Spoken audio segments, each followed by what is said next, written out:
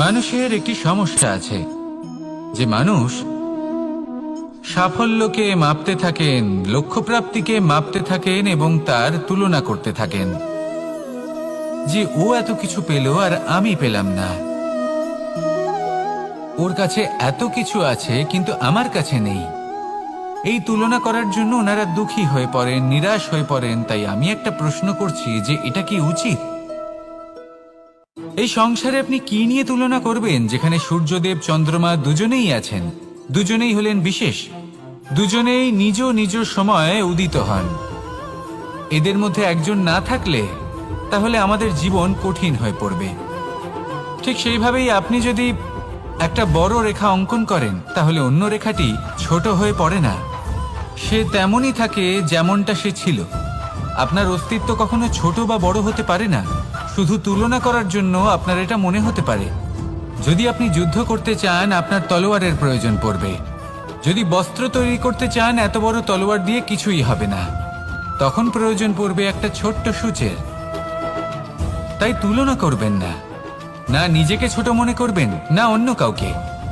সবার সাথে সহযোগিতা করুন, আর যদি তুলনা করতেই হয় নিজের সাথে করুন যে কাল আমি কেমন ব্যক্তি ছিলাম, আজ কি তার থেকে শ্রেষ্ঠ হয়ে উঠতে পেরেছি। ভেবে দেখুন ভবিষ্যতে গিয়ে আপনি কতটা শ্রেষ্ঠ ব্যক্তি হতে পারেন। আসুন আমার সাথে ভালোবেসে বলুন রাধা রাধা। বস্ত্র আমাদের সকলের প্রিয়, এটা আমাদের জীবনযাপনের জন্য প্রয়োজনীয়। আমরা সবসময় চেষ্টা করি সেই বস্ত্র পরতে যা পরলে আমাদের দেখতে ভালো লাগে। কিন্তু কখনো এই কথা ভেবে দেখেছেন যে কিছু বস্ত্র যদি স্বচ্ছ হয় তাহলে তা পুরনো হলেও দেখতে ভালো লাগে? ঠিক তেমনি যেমন কোনো খাবার যদি মশলাদার না হয়, অত্যন্ত সুস্বাদু নাও হয়, কিন্তু যদি তা গরম হয়, টাটকা হয়, তাহলে খেতে ভালোই লাগে। ঠিক সেইভাবেই যদি কোনো ব্যক্তি সুন্দর নাও হয় কিন্তু তার কথা খুবই মধুর হয়, তাহলে সেই ব্যক্তি সকলের প্রিয় হয়। কোনো ব্যক্তি যদি ধনবান নাও হন কিন্তু তিনি যদি গুণী হন, তাহলে এই সংসারে সম্মান লাভ করেন। সেই জন্য কখনো এই বিষয়ে দুঃখ পাবেন না যে আপনার কাছে ভৌতিক স্বাচ্ছন্দ্য নেই। আপনার কাছে সব থেকে বড় বস্তু, সব থেকে মূল্যবান বস্তু যেটা আছে সেটা হলো আপনার আত্মা, আপনার মন, আপনার বিচারধারা, আপনার গুণ, আপনার কথা। এগুলো সবসময় শুভ রাখুন এবং সবসময় নিজের সাথে রাখুন।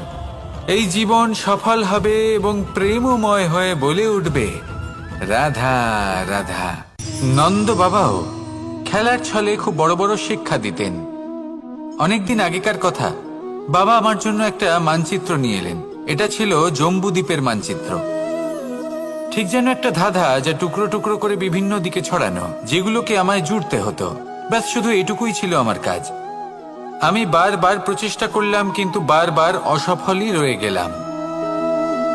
বাবা এটা দেখলেন এবং হাসলেন। বাবা বললেন, একটা কাজ করো, এই প্রত্যেকটি অংশকে উল্টে রাখো। আমিও উল্টে রাখলাম। তারপরে দেখলাম প্রত্যেক অংশে মানুষের শরীরের কোনো না কোনো অংশ চিহ্নিত। কোথাও হাত আছে, পা আছে, কোথাও মুখ আছে। বাবা বললেন যে এবার এটা জুড়তে চেষ্টা করো। আমিও জুড়ে দিলাম। মানুষের মানচিত্র পূর্ণ হলো। এবার বাবা বললেন এটা উল্টে রাখো, মানচিত্র পূর্ণ আকার ধারণ করেছে। আমি বললাম ঠিক আছে। আমি উল্টে রাখলাম, দেখলাম জম্বুদ্বীপের মানচিত্র পূর্ণ হয়েছে। বাবা বললেন যদি দেশকে সফল করে তুলতে চাও, শক্তিশালী করতে চাও, স্থির বানাতে চাও, তাহলে সবার আগে দেশবাসীকে একত্রিত করতে শেখো। সকল সৈন্যগণ যখন একজোট হয়ে দাঁড়াবে তখন দেশের শক্তি আরো বেড়ে যাবে। শুধু তাই নয়, বাবা বললেন যদি ভালোবাসার সাথে জড়িয়ে পড়ো তাহলে পরমাত্মাও তোমার সামনে এসে দেখা দেবেন। তাহলে এটাই করুন আর আমার সাথে ভালোবেসে বলুন রাধা রাধা। ছোটবেলা থেকেই আমি গরু চড়িয়ে অভ্যস্ত, সেই জন্য সকলে আমাকে গোপাল নামে ডাকত। কিন্তু গোপাল হয়ে আমি একটা অমূল্য শিক্ষা লাভ করেছি। আমি দেখেছি যে গৌশালাতে অনেক বাছুরের মধ্যে একটি গাই তার নিজের বাছুরকে অবশ্যই চিনে ফেলে। যেখানে সমস্ত বাছুর একই রকম দেখতে এবং প্রত্যেকের স্বরও সমান, তারপরেও সকল বাছুরের মধ্যে নিজের বাছুরকে ঠিক চিনতে পেরে যায় এবং তার সাথেই থাকে। ঠিক এইরকমই কিছুটা হয় আমাদের কর্ম এবং তার কর্মফল। আপনি সবার মাঝে থেকেও কোনো কর্ম যদি করেন, সেই কর্মফল সবার মধ্যে আপনাকে চিনে ফেলবে এবং আপনার সাথেই থাকবে। তাই যখনই কর্ম করবেন ভেবে চিন্তে করবেন। কোনো কর্ম করার আগে একবার ভেবে দেখুন, তাহলে জীবনে বারংবার অনুতপ্ত হতে হবে না। কারণ বিষয়টা কিছুটা এরকম যে এই সংসারে আপনি কাল, কর্মফল এবং সময়, এই তিনের হাত থেকে কখনো লুকোতে পারবেন না, কখনো পালাতেও পারবেন না। আসুন আমার সাথে ভালোবেসে বলুন, রাধা রাধা। জন্ম এবং মৃত্যু, একটি হলো জীবনের সূত্রপাত, আরেকটি জীবনের সমাপ্তি। এটা হলো একটি চক্র এবং প্রত্যেক চক্রের মতোই এটাও যেখান থেকে শুরু হয় সেখানে এসেই সমাপ্ত হয়। অর্থাৎ প্রত্যেক ব্যক্তি যারা জন্ম নিয়েছেন তার জন্মের সাথে এটা সুনিশ্চিত হয়ে যায় যে তার মৃত্যু হলো অবশ্যম্ভাবী। এই সংসারে এমন কিছুই নেই যা চিরকালের মতো থেকে যায়। এবার এটা আমরা সবাই জানি। আমাদের কাছে যে জীবনটা আছে, যেটা আমরা যাপন করতে পারি, সেই সময়কালে আমরা কি করতে পারি সেটা গুরুত্বপূর্ণ। এমন কিছু করুন যার ফলে মৃত্যুর পরেও আপনি অমর হয়ে থাকবেন। আমাদের কথা, আমাদের কর্ম এই সংসারে প্রেরণা প্রদান করতে পারে। আর যদি আমরা প্রেরণা নাও জোগাতে পারি, তাও এই সন্তোষ বোধ যেন থাকে যে আমরা আমাদের জীবন ব্যর্থ হতে দিইনি। এই জীবন যাপন করার ইচ্ছেতেই আমরা সময় ব্যর্থ করে দিই। আর এই জীবনকে যাপন করার সর্বশ্রেষ্ঠ উপায় হলো এটাই যে কখন আমাদের মৃত্যু হবে, কিভাবে আমাদের মৃত্যু হবে, এই চিন্তা ত্যাগ করে যেন আমরা বর্তমানে বেঁচে থাকি, আজকে বেঁচে থাকি, আজকে দাঁড়িয়ে কর্ম করি এবং আজ যে সংকট সামনে তার সম্মুখীন হই। ভবিষ্যতের পথ নিজে থেকেই উন্মুক্ত হবে। আপনার জীবনে অনেক বড় বড় বিপদরূপী পাথর আসবে। সেই পাথরগুলিকে এতটাই দুর্বল করে দিন যাতে সেই পথ আপনি অগ্রসর হওয়ার পরে আপনার পেছন পেছন যে সেই পথ দিয়ে আসবেন তিনিও যেন সহজেই পাথর চূর্ণ করে সামনে অগ্রসর হতে পারেন। মনে রাখবেন, আপনার প্রচেষ্টারও একটা মাহাত্ম্য আছে।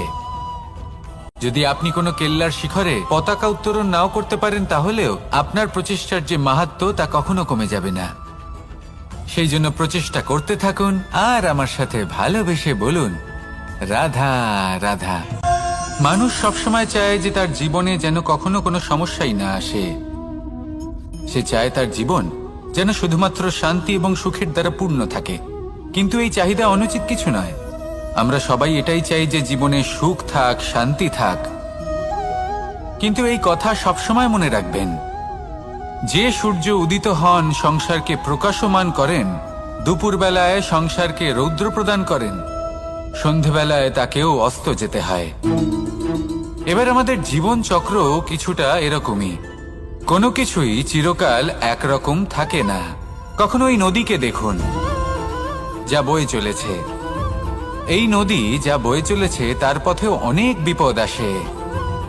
বড় বড় পাথরের সম্মুখীন হয়ে তাকেও সামনে এগিয়ে যেতে হয়।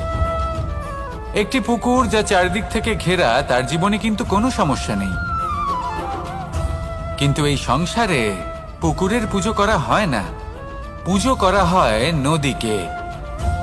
মনে রাখবেন, সমস্যার ঊর্ধ্বে তিনি উঠতে পারেন যিনি সমাধি লাভ করেছেন, যিনি এই সংসারেই নেই। যিনি এই সংসারে আছেন এবং জীবিত আছেন, তার জীবনের সমস্যা হলো শ্বাসবায়ুর মতোই গুরুত্বপূর্ণ। আসুন আমার সাথে ভালোবেসে বলুন, রাধা রাধা। বন হলো আমাদের সবারই প্রিয়। সেখানকার সৌন্দর্য, শান্তি, সেখানকার পরিবেশ আমাদের সকলের ভালো লাগে এবং সেখান থেকে আমরা কাঠ পাই, যা সংসারে আমাদের জীবনে আমাদের খুব সহায়ক হয়ে ওঠে। এর দ্বারা আমরা অনেক কিছুই প্রাপ্ত করতে পারি। অনেক বাদ্যযন্ত্র আমরা লাভ করতে পারি। এর অনেকভাবে প্রয়োগ সম্ভব। কিছু কাঠ অত্যন্ত সুগন্ধি হয় যা আমরা ঈশ্বরকে নিবেদন করি, যেমন চন্দন। এবার ভাবুন, একজন অসাবধানী ব্যক্তি, তার হাত থেকে ছোট্ট একটা আগুনের ফুলকি যদি সেখানে পড়ে, তাহলে তা সমগ্র বনকে ভস্ম করে দিতে পারে। আর যখন এই আগুন ছড়িয়ে পড়ে তখন তা কাউকে রেহাই দেয় না। অন্য বৃক্ষকে নয়, পাতাকে নয়, ফলকে নয়, কাঁটাকে নয়, কাউকে নয়, পথে যাকে পায় তাকেই ভস্ম করে দেয়। এই ছোট্ট আগুনের ফুলকি। কিন্তু এই ছোট্ট আগুনের ফুলকি সবার আগে কাকে ভস্ম করে? সেই সকল ছোট ছোট শুকনো পাতা, সেই ছোট ছোট গাছের ডাল। ঠিক সেইভাবেই আপনার জীবনে একজন খারাপ ব্যক্তি এসে হয়তো আপনার সমগ্র জীবন ধ্বংস করে দিতে পারে। আর আপনার এই জীবনে এই ছোট ছোট শুকনো পাতা এবং এই ছোট ছোট শুকনো কাঠ আপনার ছোট ছোট স্বার্থ। আপনার স্বার্থের দ্বারা এই অশুভ ব্যক্তি আপনার মনে অশুভ আবেগ বাড়িয়ে তুলবে এবং আস্তে আস্তে আপনার জীবন শেষ করে দিতে পারে। তাই মনে রাখবেন, এই জীবন অমূল্য। আপনি হলেন অমূল্য। এই জীবন যাপন করুন এবং এই জীবনের কাছে পৌঁছানোর দ্বার আর কোথাও নেই, আপনার কাছেই আছে। আপনার মনে, আপনার বিবেকে, আপনার দৃষ্টিভঙ্গিতে, আপনার ভাবনাতেই আছে। এই দ্বারকে খুলুন, জীবন সফল হবে আর ভালোবেসে বলবে রাধা রাধা। কথায় আছে যে স্বপ্ন এবং লক্ষ্য হলো একটি মুদ্রারই দুটি দিক। যতক্ষণ না স্বপ্ন দেখছেন ততক্ষণ বুঝবেন কি করে আপনার লক্ষ্য কি? স্বপ্ন দেখে যদি নিজের লক্ষ্য বুঝতে পারেন, সেটা পেতে চান, তবেই সেটা লাভ করতে পারবেন। কিন্তু স্বপ্ন এবং লক্ষ্য এই দুইয়ের মধ্যে একটা ভারসাম্য রয়েছে, যেটা বজায় রাখা প্রয়োজনীয়।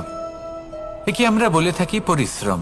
দেখুন, যদি আপনি স্বপ্ন দেখতে চান তাহলে পরিশ্রম ত্যাগ করে নিদ্রা লাভ প্রয়োজন। কিন্তু যদি আপনি লক্ষ্য লাভ করতে চান তাহলে আপনাকে নিদ্রা ত্যাগ করে পরিশ্রম করতে হবে। তাই আলস্য ত্যাগ করুন এবং সিদ্ধান্ত নিন যে আপনি কি চান। আপনার জীবনের এই তুলাদণ্ডে স্বপ্নের পাল্লা ভারী হওয়া প্রয়োজন নাকি লক্ষ্যের? আমার মতে এই দুইয়ের মধ্যে যদি ভারসাম্য বজায় রাখেন তবে পথ নিজে থেকেই সামনে আসবে। শুধু সেই পথে অগ্রসর হতে থাকুন এবং আমার সাথে ভালোবেসে বলুন রাধা রাধা। আমরা সবাই জীবনে সুখ লাভ করতে চাই। শুধু জীবনে কেন, জীবনের পরেও আমরা সুখ লাভ করতে চাই। আমরা সকলে স্বর্গের কামনা করি। কিন্তু খুব সহজ একটা কথা, যদি আপনি স্বর্গ লাভ করতে চান তাহলে প্রথমে মৃত্যু লাভ করতে হবে। আপনি যদি প্রাণই না দেন তাহলে আপনি স্বর্গ লাভ কিভাবে করবেন, তাই না? শুধু এই ছোট্ট একটা বিষয় দ্বারা আমরা জীবনে অনেক কিছুই শিখতে পারি। যদি আপনার কোনো লক্ষ্য থাকে, কোনো মনোবাঞ্ছিত স্থান থাকে, কোনো বড় কাজ আপনি করতে চান, তাহলে সেই সবই হবে। কিন্তু শুধুমাত্র কামনা করলে হবে না, আপনাকে কর্ম করতে হবে, নিরন্তর প্রয়াস, পরিশ্রম, পথ খুঁজতে হবে, সামনে অগ্রসর হতে হবে। কখনো অসফল হলে তার কারণ খুঁজতে হবে, বিপদের সম্মুখীন হতে হবে, অন্তর থেকে নিজের শক্তি বাড়িয়ে তুলতে হবে। তবেই আপনি নিজের লক্ষ্য লাভ করতে পারবেন, মনোবাঞ্ছিত স্থান পাবেন। মহানদী গঙ্গা একটি বিন্দু দ্বারা শুরু হয়, ধীরে ধীরে অগ্রসর হয়। কোনো পাথরে ধাক্কা খেলেও সে থামে না, বরং এগোতেই থাকে। তারপরেই সে মহান নদী গঙ্গা হয়ে উঠতে পারে। পরিশ্রম করুন, লক্ষ্য লাভ করুন, আর আমার সাথে ভালোবেসে বলুন রাধা রাধা। এই সংসারে তিন ধরনের আবেগ অত্যন্ত গুরুত্বপূর্ণ, যা প্রত্যেক মানুষের জীবনে থাকে। প্রথমটা হলো আনন্দ, যা আমরা সবাই লাভ করতে চাই। দ্বিতীয় হলো ক্রোধ। এটা তখনই আসে যখন আমরা আমাদের উপর নিয়ন্ত্রণ হারাই বা কোনো পরিস্থিতি আমাদের প্রতিকূল হয়ে থাকে। তৃতীয় হলো দুঃখ।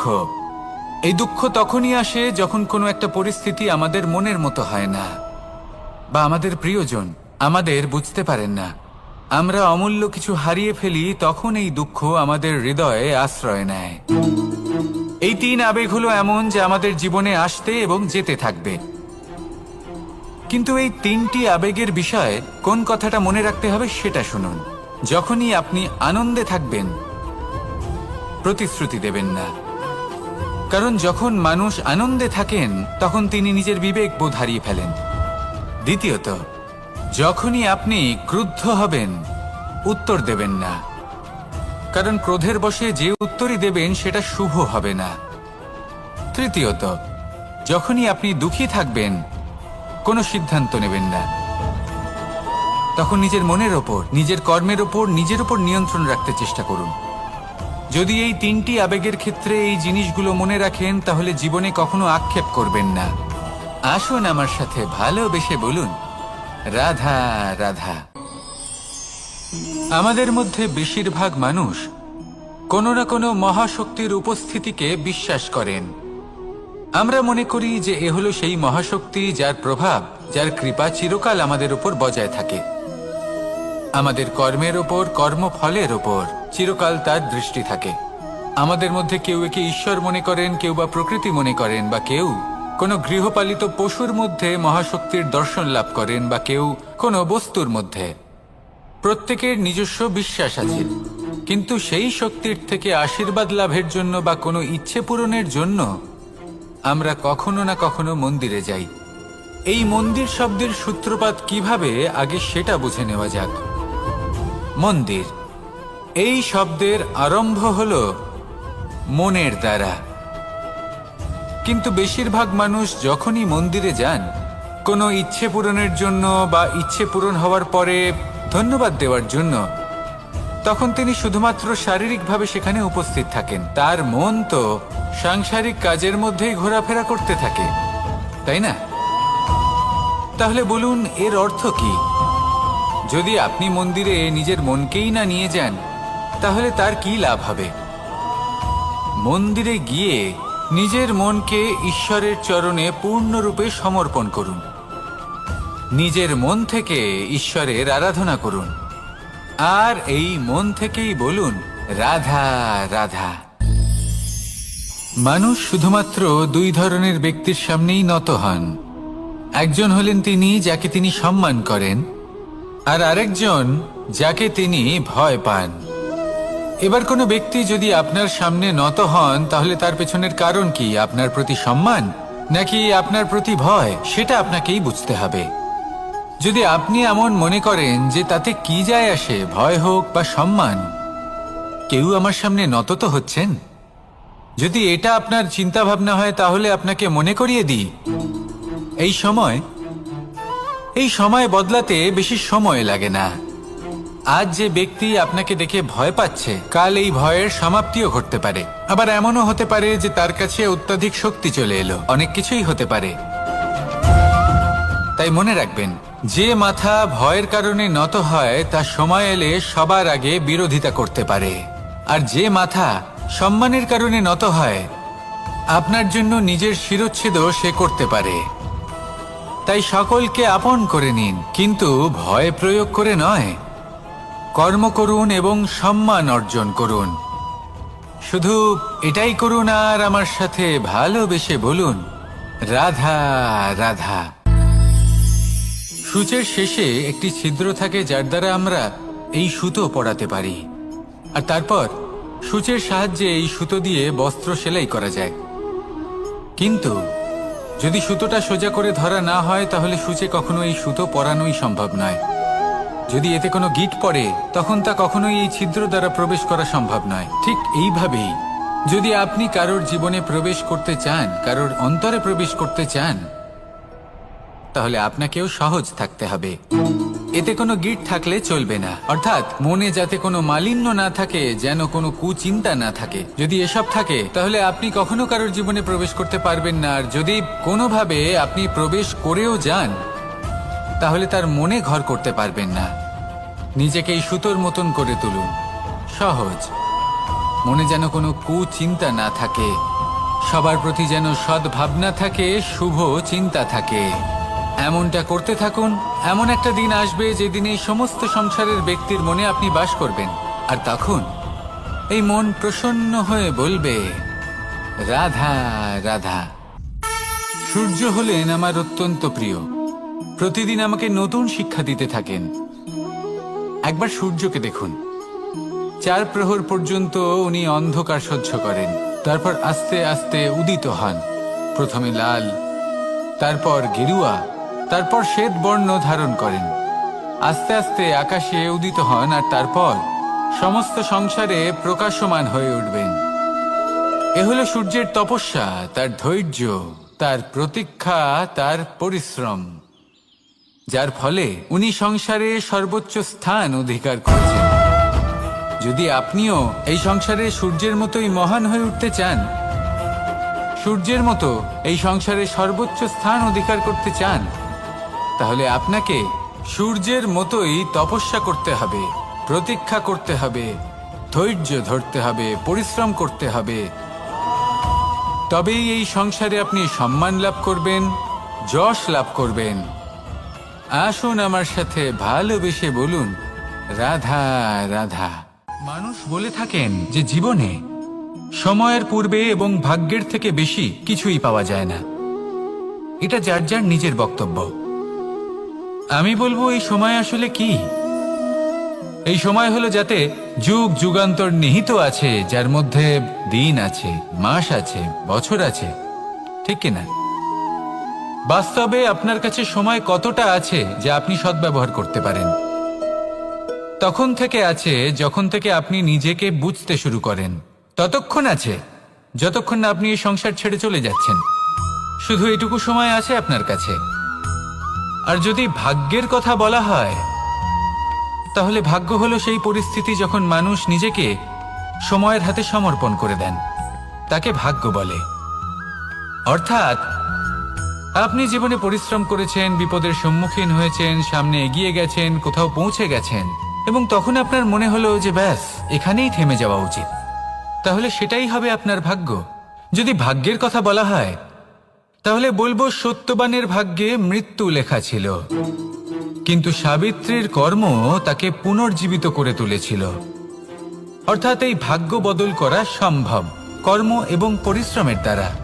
ভেবে দেখুন, রাবণ মাতা সীতাকে হরণ করেছিল। যদি শ্রীরাম সেটাকে ভাগ্য বলে মেনে নিতেন, তাহলে কখনো ভাগ্য বিধাতা হয়ে উঠতে পারতেন না। ভাগ্য হলো একটা বাঁধন যেটাকে ভেঙে ফেলা খুব প্রয়োজনীয়।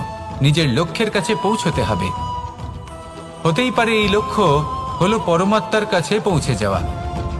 আপনি যদি পরমাত্মার কাছে পৌঁছতে নাও পারেন, তাও সেই পথে কিছুটা অগ্রসর হতে পারছেন, তাই না? তাহলে ভাগ্যের এই বাঁধন ভেঙে ফেলুন, নিজের কর্মের দ্বারা নিজের প্রারব্ধ গড়ে তুলুন এবং আমার সাথে ভালোবেসে বলুন, রাধা রাধা। সম্পর্ক হলো আমাদের জীবনের একটি আধার। কিছু সম্পর্ক এমন যা আমরা জন্মসূত্রে লাভ করি, যেমন পরিবার, মা, বাবা। কিছু সম্পর্ক আছে যা আমরা জীবনে অর্জন করে থাকি, তা সে প্রেমের হোক, স্নেহের হোক বা বন্ধুত্বের। এই সকল সম্পর্ক লাভ করার বা গড়ে তোলার 5টি ধাপ রয়েছে। প্রথম ধাপ, কোনো ব্যক্তির সাথে আলাপ হওয়া, তার সাথে কথা বলা বা তাকে দেখা। দ্বিতীয় ধাপ, সে ব্যক্তিকে আমাদের ভালো লাগা। তৃতীয় ধাপ, আমাদের এটা চাইতে শুরু করা যে জীবনে এই ব্যক্তি যেন আমাদের বন্ধু হন, আমাদের জীবনে থাকেন, বা আমাদের কাউকে ভালোবেসে ফেলা আর এটা আমাদের ভাবা বা চাওয়া যে সেই ব্যক্তি যেন আজীবন আমার সাথে থাকেন, আমার জীবনে আমার সাথী হয়ে। চতুর্থ ধাপ, লাভ করা। এবার এই ধাপটি অনেক মানুষের পক্ষেই খুবই সরল হয়, বড়ই সরলভাবে নিজেদের সঙ্গীকে লাভ করে থাকেন। কিছু মানুষের জন্য এই ধাপ অত্যন্ত কঠিন হয়ে থাকে। অনেক প্রতিকূল পরিস্থিতির উপর জয়লাভ করে তারা সঙ্গীকে লাভ করেন, কিন্তু লাভ অবশ্যই করেন। এরপরে আসে পঞ্চম, অন্তিম এবং সবথেকে গুরুত্বপূর্ণ ধাপ। সেটা হলো সেই সম্পর্ক পালন করা। এটা হলো এমন এক বিষয় যা প্রত্যেক মানুষের শেখা উচিত। যদি ব্যক্তি নিজের জীবনে সম্পর্ক রক্ষা করতে শিখে যান, তবে প্রত্যেক সম্পর্ক তার জীবনকে স্বর্গ করে তুলবে। আসুন আর আমার সাথে ভালোবেসে বলুন, রাধা রাধা। যখন মানুষের মৃত্যু হয় তখন কি হয়? অনেক সংখ্যক মানুষ শোক পালন করতে চলে আসেন। যে ব্যক্তি মৃত্যু লাভ করেছেন তার অনেক বস্তু থাকে যেগুলো তার প্রিয়, যেগুলো তিনি ব্যবহার করেছেন। তার শয্যা, তার বস্ত্র, তার আভূষণ সবকিছু তার থেকে বিচ্ছিন্ন করা হয় এবং খালি হাতে তাকে শ্মশানের উদ্দেশ্যে রওনা করা হয়। আমি আপনাকে এই প্রশ্ন করতে চাই, আপনি এই সংসারে কি অর্জন করেছেন? ধন সম্পত্তি, বস্ত্র, আভূষণ, এই সব কিছু যে আপনি অর্জন করেছেন, আপনার মৃত্যুর পরে তা আপনার থেকে দূর হয়ে যাবে। এর উত্তর হলো একটাই, আপনার কর্ম।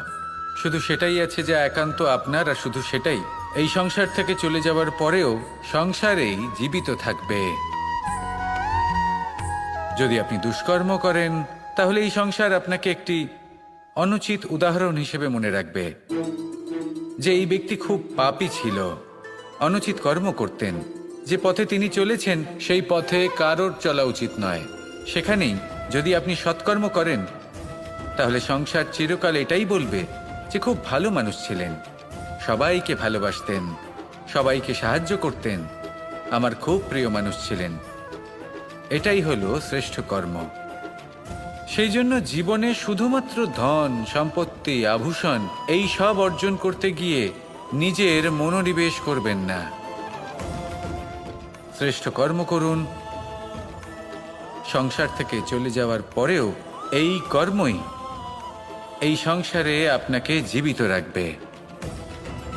আসুন আমার সাথে ভালোবেসে বলুন, রাধা রাধা।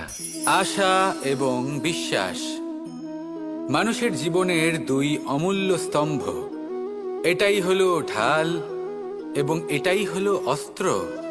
এটাই আমাদের রক্ষা করে এবং এটাই আমাদের জীবনের পথ প্রশস্ত করে। কিন্তু ছোট একটা সমস্যা আছে।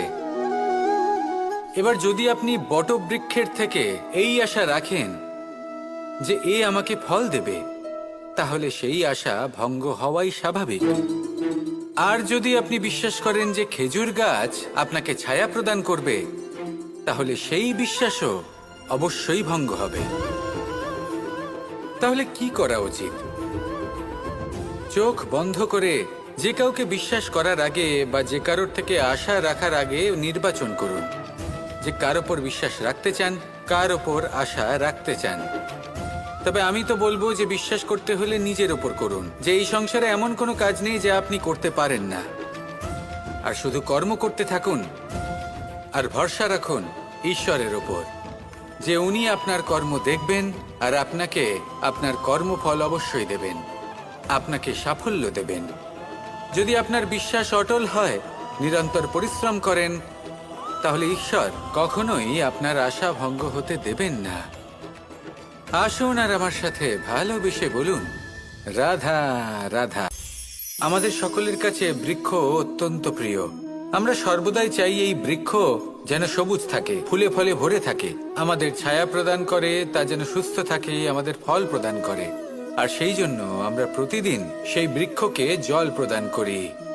কিন্তু কখনো ভেবে দেখেছেন যে জল তো আমরা বৃক্ষের গোড়ায় দিই, তারপরেও এই জল সেই বৃক্ষের প্রত্যেকটি পাতায় ঠিক পৌঁছে যায়? এটা কিভাবে সম্ভব? কিছুটা এরকমই হলো আমাদের কর্ম।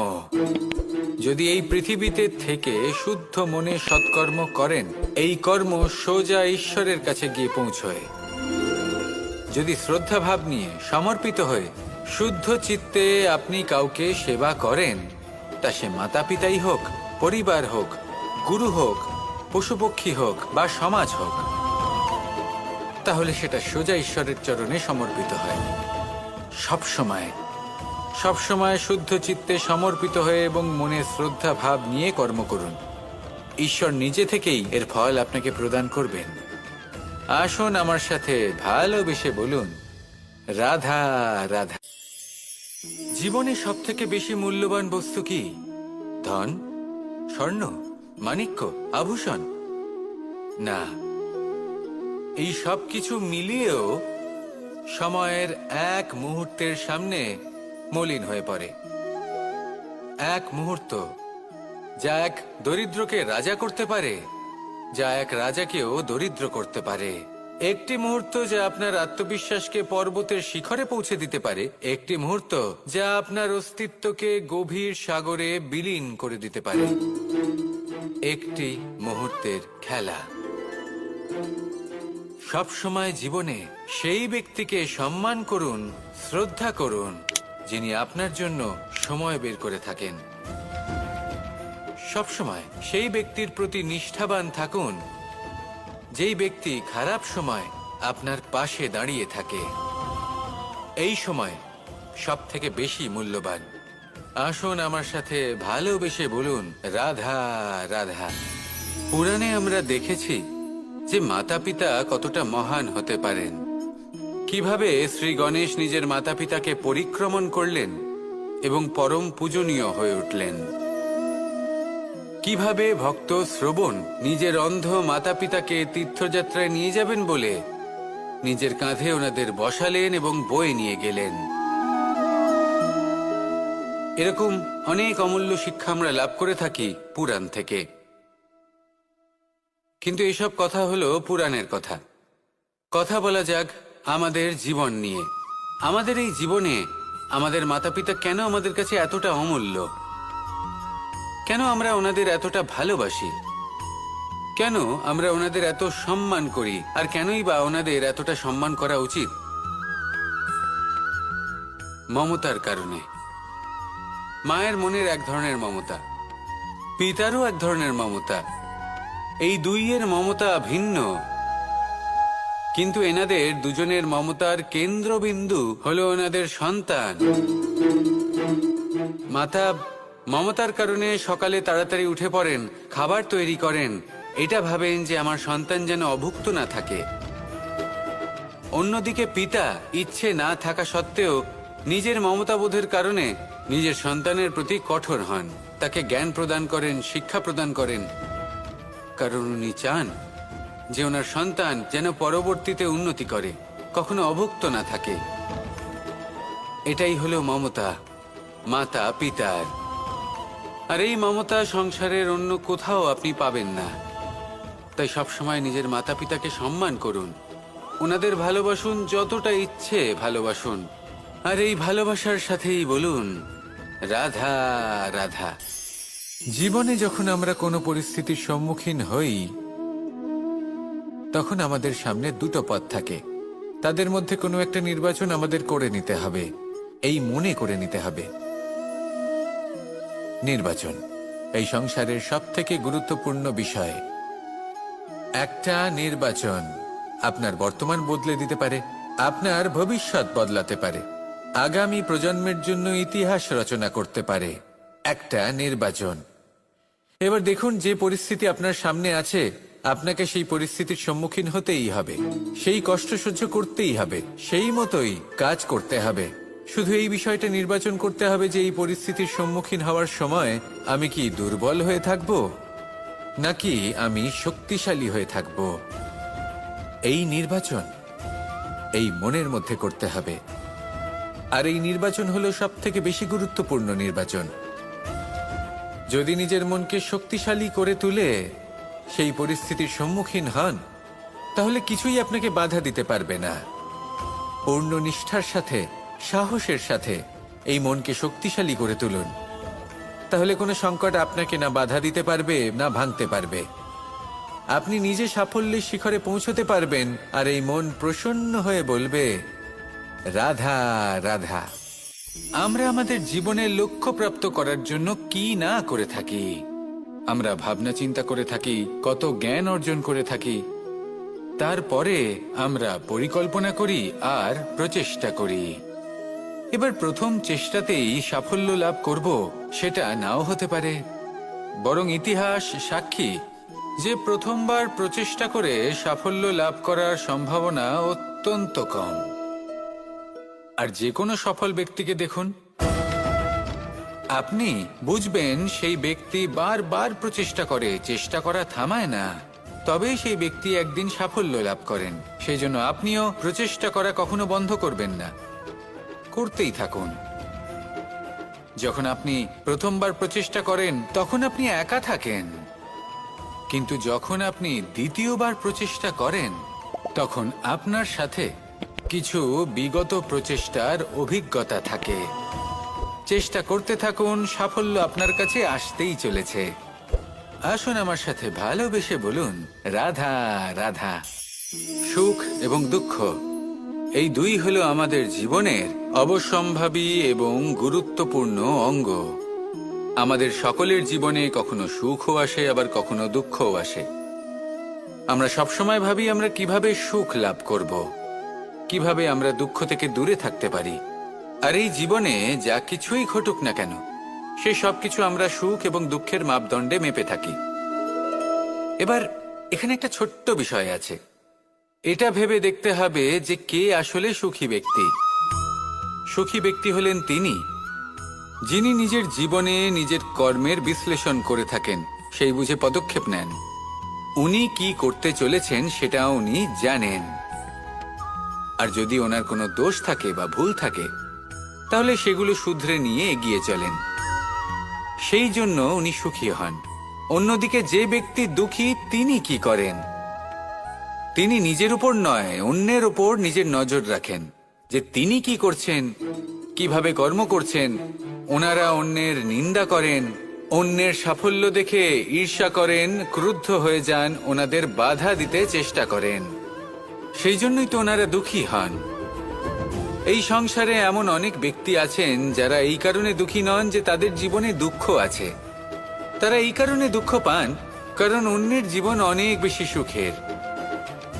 দেখুন, শেষ পর্যন্ত আপনাকে নিজের কর্মের প্রতি মনোসংযোগ করতেই হবে, অন্যের প্রতি নয়। কারণ আপনার জীবনে আপনার কর্ম হলো এমন একটা জিনিস যা আপনার নিয়ন্ত্রণে আছে। নিরন্তর চেষ্টা করতে থাকুন, নিজের কর্মকে বুঝতে শিখুন, শুধরে নিন, নিজেকে শ্রেষ্ঠ করে তুলুন। তখন সাফল্য নিজে থেকে আপনার কাছে আসবে, আর এই মন প্রসন্ন হয়ে বলবে, রাধা রাধা। এই সংসারে এমন কোন আবেগ আছে যা সবসময় কটু বলে মনে হয়, কিন্তু সবার শেষে এটি সব থেকে বেশি মধুর উপলব্ধি প্রদান করে, সব থেকে বেশি মধুর অনুভূতি প্রদান করে। উত্তর পেলেন? পেলেন না? আপনাকে একটা উদাহরণ দিই। যখন মাতা সীতাকে অপহরণ করা হয়েছিল, তখন শ্রীরাম অপেক্ষা করেছিলেন 4 মাস পর্যন্ত। উনি খুঁজতে চেয়েছিলেন, কিন্তু উনি ওনার খোঁজ বন্ধ রেখেছিলেন। কল্পনা করে দেখুন ওনার কতটা যন্ত্রণা হয়েছিল। উনি শুধু অপেক্ষা করছিলেন, কারণ তখন বর্ষা ছিল। অনেক দিন পর্যন্ত সূর্যের আলো দেখা যায়নি। উনি জানতেন এরকম সময় বানর সেনার পক্ষে বনের মধ্যে পথ খোঁজা খুবই কঠিন কাজ হবে। সাগর পার করা অত্যন্ত কঠিন হয়ে দাঁড়াবে। তারা হয়তো বনের মধ্যে পথ হারিয়ে ফেলবে। উনি অপেক্ষা করলেন, আর এই অপেক্ষার ফল হিসেবে উনি কি লাভ করলেন? সাগরে সেতু নির্মাণ করলেন এবং মাতা সীতাকে সসম্মানে আবার ফিরিয়ে আনলেন। যদি শ্রীরাম অপেক্ষা না করতেন, তাহলে হয়তো এই সব কিছু কখনোই সম্ভব হতো না। এটাই হলো শক্তি ধৈর্যের। এটাই হলো আমাদের কাছে শিক্ষা। এই ধৈর্যই প্রত্যেকবার আমাদের অত্যন্ত কঠিন বলে মনে হয়। ধৈর্য ধরা অত্যন্ত কঠিন, কিন্তু অবশেষে এটাই সব থেকে শ্রেষ্ঠ ফল দান করে, সব থেকে মধুর উপলব্ধি, সব থেকে মধুর অনুভূতি প্রদান করে। তাই ধৈর্য ধরে থাকুন, সব কিছু শুভ হবে। আর তখন এই মন প্রফুল্ল হয়ে বলবে, রাধা রাধা। এই সংসারে সব থেকে ভয়ানক এবং গভীর অন্ধকার কোনটা? সেটা যখন মেঘ সূর্যকে ঢেকে দেয় এবং সংসার অন্ধকারাচ্ছন্ন হয়ে ওঠে, নাকি তখন যখন সূর্যাস্তের সময় ঘনিয়ে আসে, সূর্য ঢলে যায় এবং এই সংসারে অন্ধকার ছেয়ে যায়, নাকি সেই অমাবস্যার রাত্রি যখন চতুর্দিকে ঘন অন্ধকার থাকে এবং চন্দ্রমার প্রকাশ কোথাও থাকে না? না, এই সংসারে সব থেকে বেশি ভয়ানক অন্ধকার হলো মানসিকতার অন্ধকার। মানসিকতা খুব গভীর একটা বিষয়। এই মানসিকতাই সত্যের রূপ ধারণ করে। এবং আমাদের এই মানসিকতা এবং বিবেকে একটা সূর্য থাকে। যদি আমরা এটা জীবন থেকে বের করে ফেলি, তাহলে নিরাশা, হতাশা, অসফলতা এর এমন এক ঘন অন্ধকারে আমরা ফেঁসে যাব যে তার থেকে বাইরে বের হওয়া প্রায় অসম্ভব ব্যাপার হয়ে দাঁড়াবে। বড়ই কঠিন হয় সেই সময়। সেই জন্য ইতিবাচক মনোভাব থাকা খুব প্রয়োজনীয়।